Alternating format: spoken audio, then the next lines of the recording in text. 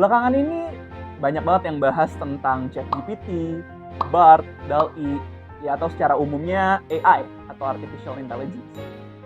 Kalau bahas ini juga banyak banget responnya dari yang pro dan bilang bahwa teknologi-teknologi tersebut mempercepat pekerjaan mereka, atau bahkan yang kontra, ngerasa teknologi-teknologi tersebut itu mengancam pekerjaan-pekerjaan mereka. Nah, kalau kita ngebahas teknologi tersebut, kita bisa bahas itu dalam satu istilah, satu tema, yaitu generative AI. Atau ya biar lebih singkat, kita bahas dengan sebutan Gen AI. Pada kesempatan kali ini, White Edu bakal bahas tentang Gen AI dengan salah satu expert praktisi. Ya, siapa beliau? Beliau adalah Prasidi Artono. Dia akrab dipanggil Dito. Nah, dia ini adalah seorang digital spesialis untuk Azure di Microsoft yang saat ini berdomisili di Sydney. Jadi bayangkan beliau adalah salah satu perwakilan Indonesia di Sydney untuk Microsoft nih.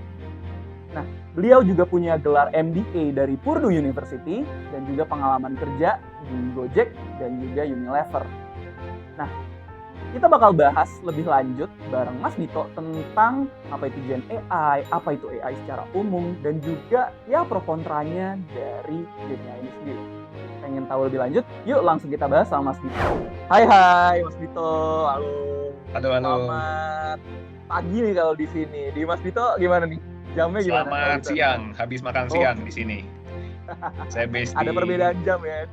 Sydney, beda 4 jam, lebih duluan ya. Oke. Makasih sebelumnya Mas Dito udah mau ngobrol-ngobrol bareng kita di White Edu. Nah, kita bakal ngobrolin topik yang lagi panas nih belakangan ini. Kita bakal bahas tentang AI. Jadi AI kan jadi topik yang ya sering banget diomongin belakangan ini. Ada orang yang takut, ada yang justru malah wah harus banget pakai AI sekarang. Jadi kita bakal ngobrol-ngobrol tentang itu nih Mas Dito.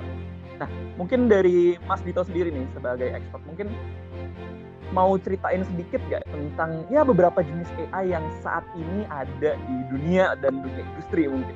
Sebelumnya mungkin saya perkenalkan dulu ya, saya Dito, saya di sini digital spesialis dari Azure yang saat ini bekerja di Microsoft gitu ya. Dan tugas saya membantu organisasi-organisasi untuk bisa meraih tujuan bisnis dengan memanfaatkan teknologi cloud computing ya dengan Microsoft Azure. Jika kita berbicara tentang Azure sendiri ya sebenarnya ada 4 area besar gitu ya. Mungkin saya ingin coba share dari sisi big picture dulu gitu ya. Satu di area, jadi tanggung jawab saya di area infrastruktur. Kemudian kedua dari sisi aplikasi, ketiga dari sisi data dan juga AI yang memang menjadi topik pembahasan kita, dan terakhir dari sisi keamanan atau security.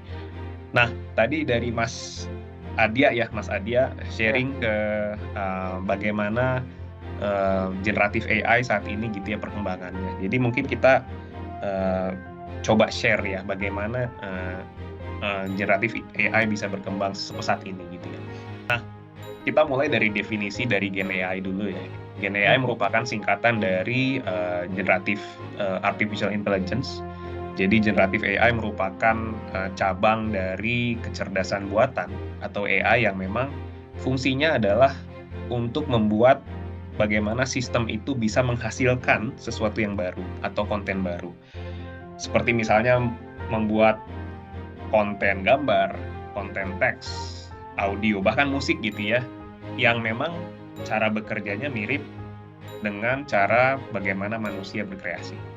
Jadi Gen AI seperti itu. Nah, tadi juga Mas Adia juga sampaikan ke belakangnya historinya seperti apa gitu ya. Nah, saya coba share sedikit histori dari Gen AI ini. Jika kita runut ke belakang gitu ya, Mas Adia ya. Sebenarnya AI ini bukan barang yang baru-baru amat ya. Sebenarnya sudah ada dari tahun 1956. Artificial intelligence ini merupakan satu cabang dari keilmuan komputer di mana pada saat itu saintis atau researcher itu ingin melihat sejauh apa mesin atau komputer bisa mereplikasi cara manusia berpikir gitu ya. Kalau kita melihat cara manusia berpikir kan, misalnya Mas Adia mungkin nggak perlu berpikir tapi mungkin melihat sesuatu, kita menyadari dengan mata kita ya satu. Terus kita juga bisa berbicara dengan mulut kita, speech. Kita juga bisa mendengarkan dengan telinga kita, bahkan kita bisa membuat keputusan atau decision making dengan pikiran kita. Jadi bagaimana pada saat itu komputer sudah mulai dirancang untuk bisa meniru bagaimana manusia bisa merecognize. Nah, itu 1956. Kemudian ada lagi subset AI namanya machine learning. Machine learning merupakan subset dari AI atau pembelajaran mesin ya bahasa Indonesianya gitu ya. Itu pada saat itu tahun 2000, bukan tahun 2000 ya, sekitar 1990-an gitu ya. Mulai tuh perusahaan-perusahaan banyak banget data ya yang diperoleh. Nah, bagaimana bisa memanfaatkan existing data yang dimiliki oleh kita semua dan juga bisa membuat model yang bisa memprediksi berdasarkan data historis tersebut. Maka muncullah machine learning. Kemudian ada lagi tahun 2000-an namanya deep learning, subset dari machine learning yang tujuannya adalah untuk bisa membuat model yang lebih advance dengan model yang bisa meniru otak manusia dengan neural network ya, jaringan saraf tiruan. Baru 2 tahun 3 tahun terakhir muncul yang namanya generative AI. Sebenarnya ini subset juga dari perkembangan keilmuan AI yang sudah berjalan. Mantep banget sih ini Mas Dito nih. Yeah. Bagus nih. Jadi kita tahu gitu. Jadi Gen AI itu nggak semerta-merta gitu ya. Datang nggak semerta-merta jadi, tapi progres yang panjang ya dari tadi 65 ya benar ya? Sekitaran 56 malah sorry. 56. Jadi dari tahun 1956 sampai ke sekarang gitu ya, dari konsep masuk ke mulai penerapan di machine learning, deep learning sampai akhirnya bisa sekarang di Gen AI ini. Nah, mungkin ada beberapa yang kalau Gen AI mungkin kalau kita tadi istilahnya tadi udah dikasih tahu nih definisinya dari Mas Dito nih. Tapi mungkin ada beberapa yang Gen AI ini contohnya apa sih? Mas Dito boleh nggak diceritain beberapa contoh-contoh yang mungkin ya banyak nih orang udah mulai pakai gitu? Ya. Jadi generative AI itu merupakan suatu subset dari AI yang memanfaatkan yang namanya LLM ya, large language model. Jadi keahliannya Gen AI ini adalah natural language ya, yang mana dari kita sebagai user hanya perlu memasukkan input tertentu berupa teks, kemudian nanti generative AI akan mengenerate atau menghasilkan sesuatu gitu ya. Nah, di belakangnya itu sebenarnya ada yang namanya GPT ya, mungkin teman-teman juga sudah familiar, singkatan dari Generative Pre-trained Transformer Model. Ribet ya namanya, tapi basically ini merupakan model LLM tadi, large language model yang gain popularity karena hampir bisa melakukan apapun gitu ya, yang berkaitan dengan natural language processing seperti misalnya translasi bahasa, atau mungkin yang paling sering penggunaannya adalah men-summarize teks berjuta-juta halaman menjadi satu paragraf gitu misalnya, atau mungkin bisa menjawab pertanyaan yang spesifik untuk field tertentu dan bisa dijawab. GPT ini adalah salah satu dari beberapa model yang dimiliki oleh generative AI. Kalau kita di Microsoft mungkin at least ada 3 gitu ya model. Yang pertama GPT, Generative Pre-trained Transformer. Ini ini fokusnya adalah lebih untuk memproses tugas-tugas yang berdasarkan natural language atau bahasa manusia gitu ya, berupa teks. Rekan-rekan sudah familiar ya dengan ChatGPT dan lain sebagainya. Yang kedua ada yang namanya Codex. Jadi Codex ini merupakan engine yang menggunakan GPT juga, namun sudah di fine tune sedemikian rupa sehingga tujuannya adalah untuk membantu memahami dan juga bisa menghasilkan codingan gitu dari sisi developer, dan familiarisasinya tentu dengan Python misalnya atau JavaScript dan lain sebagainya. Ketiga ada DALL-E. Jadi fungsinya model ini adalah untuk men-generate image, gambar. Gitu. Jadi 3 area ini merupakan model dari generative AI gitu ya, yang didevelop oleh OpenAI yang tentu bekerja sama dengan Microsoft. Jadi misalnya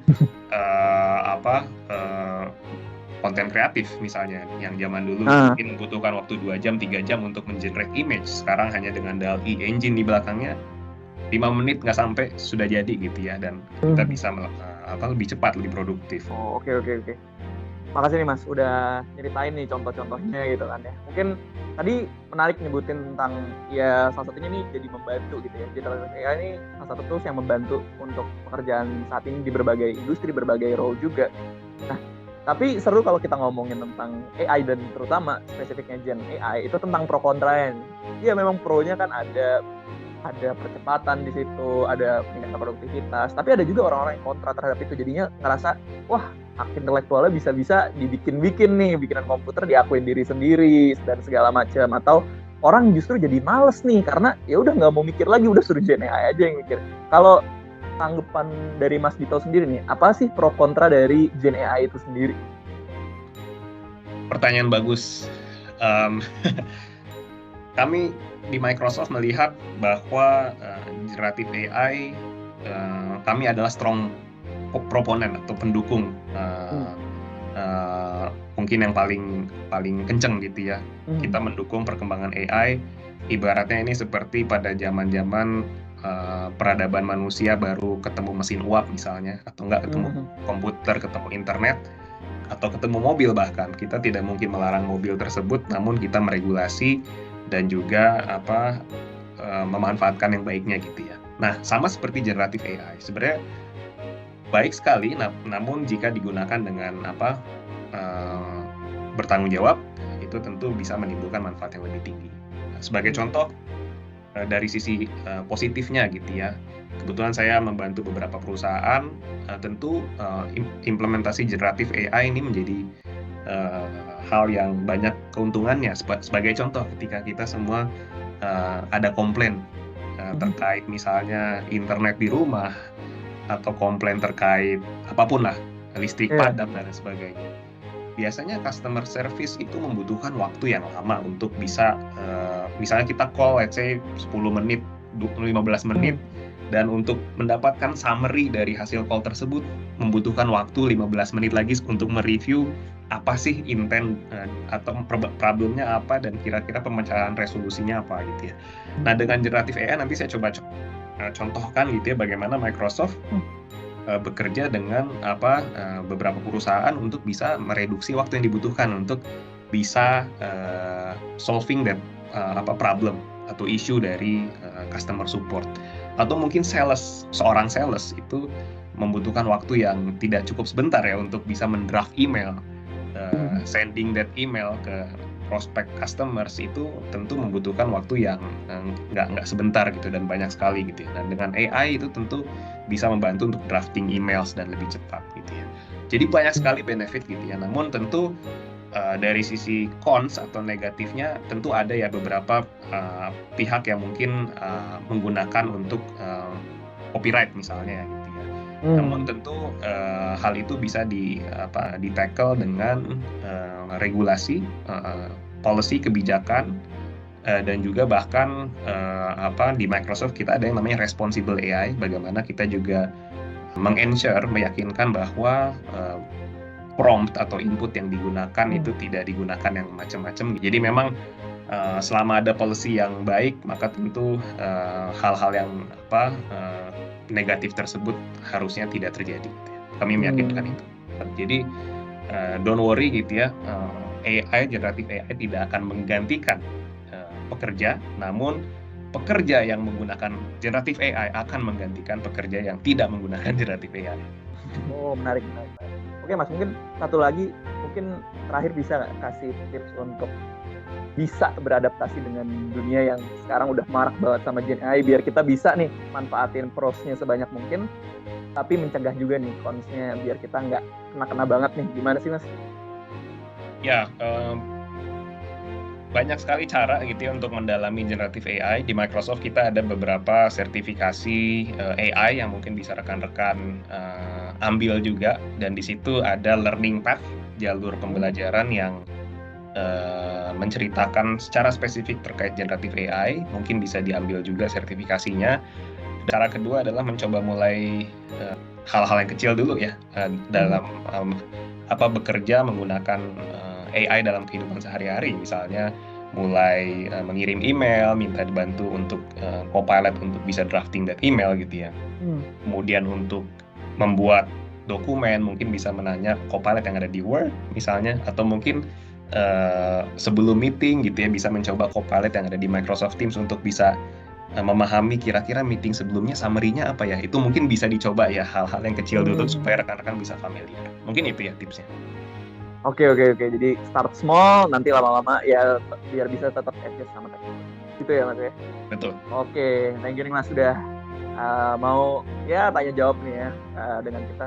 Nah, mungkin sekarang dari kita nih Mas, pengen tahu nih, mungkin Gen AI dari tadi kita udah ngomongin, sebelumnya kita udah ngomongin tentang pro kontranya, terus ada contoh-contohnya yang sekarang udah dipakai, terus gimana tips-tipsnya. Tapi mungkin ada orang-orang yang pengen tahu nih, gimana sih Gen AI langsung prakteknya nih gitu. Gen AI itu penggunaannya seperti apa? Jadi mungkin dari Mas Tito mau tampil nih contoh-contoh dari Gen AI yang bisa dari Mas Tito tampilkan juga bareng sama Microsoft.